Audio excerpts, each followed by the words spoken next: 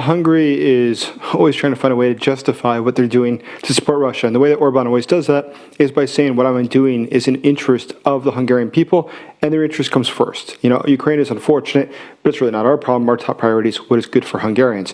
That's always the Prime Minister's talking points. That's routinely the way he behaves. Now, going ahead, I think it is realistic that the White House would give him some sort of a disposition from this specific sanction for this year.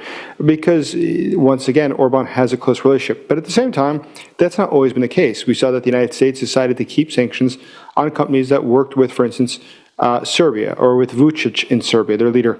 And that is a sign that the White House decided now it's out of second chances. It's out of the time of giving these companies the ability to keep cooperating with Russia, which I think really just speaks to the fact that President Trump is increasingly dissatisfied by how Vladimir Putin has treated these peace negotiations. Quite obviously, Putin is not serious about peace. I think thank God, finally the White House is starting to understand that. But it's been a long time coming. But today, Hungary is going to do what it can to try to promote Russia's interest in Europe. UK Defense Secretary John Healey remains convinced that US President Donald Trump could persuade Kremlin dictator Vladimir Putin to begin peace talks regarding Ukraine. Quote from Healey during a flight from Norway to Paris, where he was traveling to meet France's new defense minister. President Trump is the figure that can bring Putin to the table, that can potentially deliver an end to the fighting. Healey stressed that the work of partners in the coalition of the willing is regularly refreshed so that we can genuinely feel we are ready at the point of peace whenever that comes to step in and help secure that. What specific factors lead UK Defense Secretary John Healey to believe that President Trump could persuade Vladimir Putin to engage in peace talks because the situation is difficult? Well, I think that the reality is that most foreign leaders at this point would probably also say that simply because they don't want to upset Donald Trump. I don't know if it's necessarily a sign of good faith that they really believe that, or if it's simply because they know that Donald Trump has that objective and they don't wish to disagree with him publicly. But neither here nor there, I think there might be a second reason, which is perhaps even more clever. Just think about it logically. If you say that you support Donald Trump and you think that he'll be able to do it, that he'll be able to solve it, and then he fails, it means that it wasn't Donald Trump who was responsible. It was actually Putin. Because Donald Trump has the capacity, is what is being argued. And then that puts the blame on Putin. So if you're the UK and you'd like to see Donald Trump turn more against Putin, I think I would phrase it just as the British have, because that's probably the most strategically wise way to try to get Trump closer to being on board with the right decision to back Ukraine and to stop the Putin regime. I see that US President Donald Trump has claimed that Russian dictator Vladimir Putin asked him to settle the war in Ukraine during their most recent phone conversation. Quote, I spoke to him, to Putin 2 weeks ago, and he said, we have been trying to settle that war for 10 years. We weren't able to do it. You got to settle. Trump added that he got these things settled in an hour, but did not specify what agreements he was referring to. What agreements, in your opinion? Well, I think we have to be realistic. Listen, Vladimir Putin just said he's been trying to end this for a decade. He's been fighting a war illegally for a decade, and for 4 of those years, Donald Trump was the president.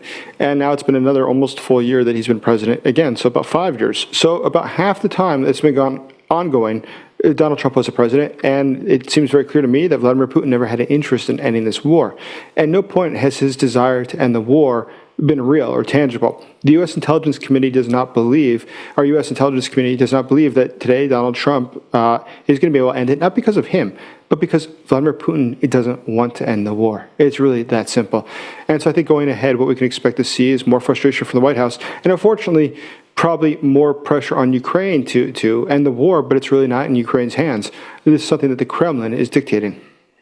Following another Russian attack on Ukraine's energy sector, President Volodymyr Zelensky called on allies to decide on the use of frozen Russian assets.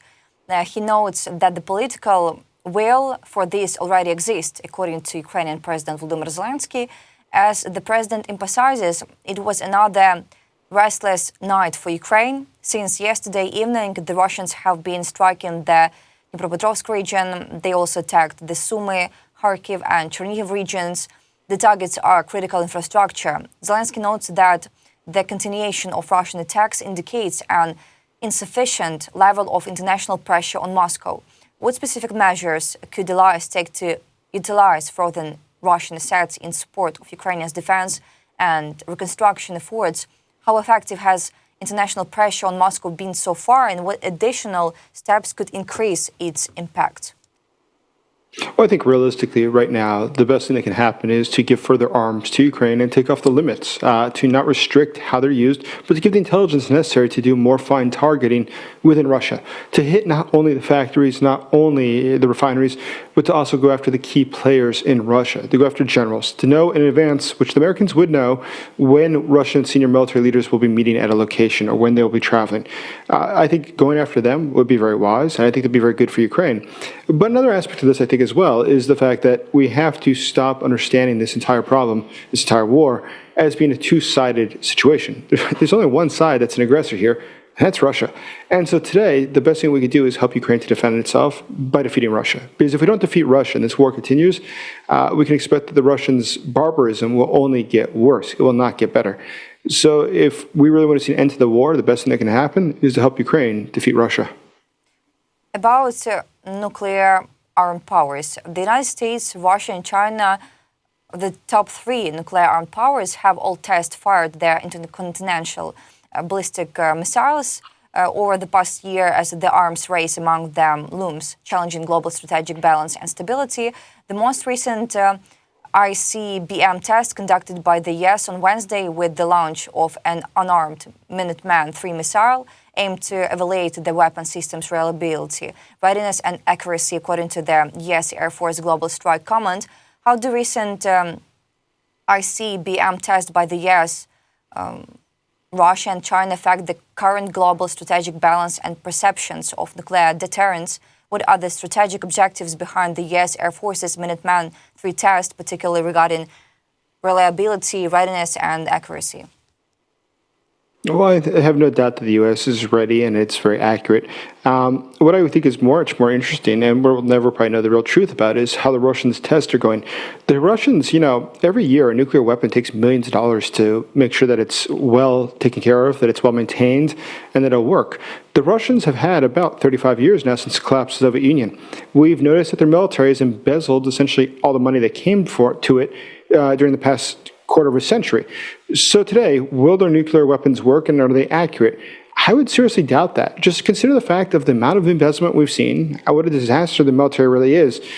Do you think that they're really spending the millions and millions necessary to test their weaponry, to keep it up in the state-of-the-art fashion as the Americans would? I think it's very probable that they do not. But that's a secondary issue. I think where this is all going, though, is the fact that it's just, Russia wants to flex muscle. Talking about nuclear weapons, though, also serves a different purpose. And it's not really a reflection that they want to give to the United States or even to China.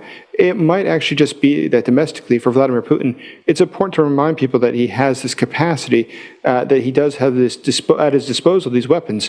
Because I think domestically there's increasing pressure on the Kremlin by forces there, and he now is in a position where he has to demonstrate strength.